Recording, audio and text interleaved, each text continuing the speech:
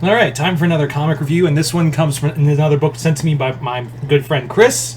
And yeah, we're going to be talking about Planet Hulk WorldBreaker. I've actually seen this in my comic shop a few times, my local comic book shop, once or twice. And I had been thinking about buying it. Like, it was funny enough, I actually thought about buying it once or twice, but then I thought, you know what, I feel like Chris is going to be sending me this, so I'm going to hold off. And lo and behold, I was right, so thank you once again, brother. So what is Planet Hulk WorldBreaker? Planet Hulk WorldBreaker does kind of follow in the vein of a writer going back to a run he was best known for. And this is, of course, Greg Pak's run, because, of course, Planet Hulk, it's Greg Pak. So, rather than do like a lost story of Planet Hulk, it instead goes in a different direction, where instead of like it's the lost tales of Hulk during, you know, the Planet Hulk saga, in here, this takes place 1,000 years in the future, in a possible future where Hulk, and as well as Amadeus Cho and even She-Hulk, Jen Walters, have all come to the what's left of planet Sakaar and have been living there for the past 1,000 years. But in the midst of this, Sakaar is now under the control of a high priestess who wants to end the race called the Harg, who are gamma-rated, irradiated offspring of the Hulk. Not directly, but they are like touched by the same gamma radiation frequency that the Hulk is, and it focuses on one girl named Tala and her brother Bolo, and Tala and Bolo are the grandchildren of Amadeus Cho, who are trying to rebel against the priestess of the planet.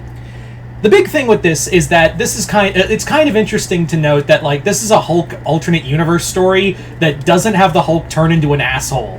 Can we just talk about that real quick? In most, if not all, AU stories involving, like, Marvel alternate universe stories or alternate futures, the Hulk is always the villain. Whether it be Old Man Logan or Future Imperfect or, what was it, that Versus Marvel Universe comics? Remember those?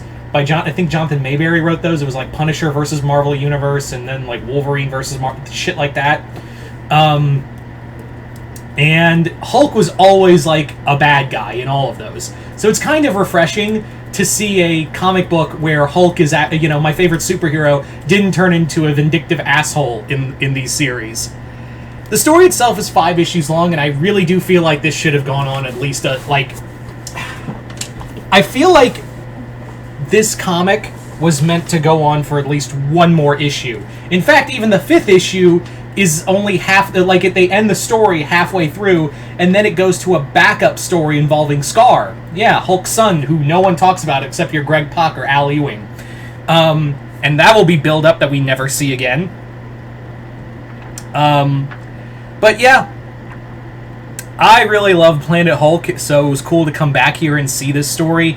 This is more about, the main thing of this is like the mistakes we make. You know, Hulk's mistake of, you know, what happened on Planet Hulk, Amadeus Cho's mistake of like trying to fix Sakaar after the Hulk left, which is, if you need to have read all of Greg Pak's work, like this is all like his totally awesome Hulk run, his stuff in She-Hulk, obviously his Hulk stuff, obviously like bits and pieces of the Incredible Hercules story.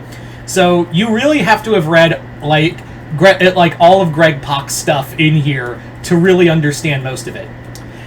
Some of the weakness is that this comic is too damn short, and the other thing is that the villain, the High Priestess, really doesn't have like a viable motive for the most part. She really doesn't have this kind of viable motive, because at first it's like, I'm here to exterminate the children of the Hulk, the Harg, off the planet and then restart. But then it evolves into, no, I'm trying to experiment on them, and then it becomes, no, I'm just trying to kill everybody, including myself, and the planet will start all over again. I'm like, pick a lane here, lady.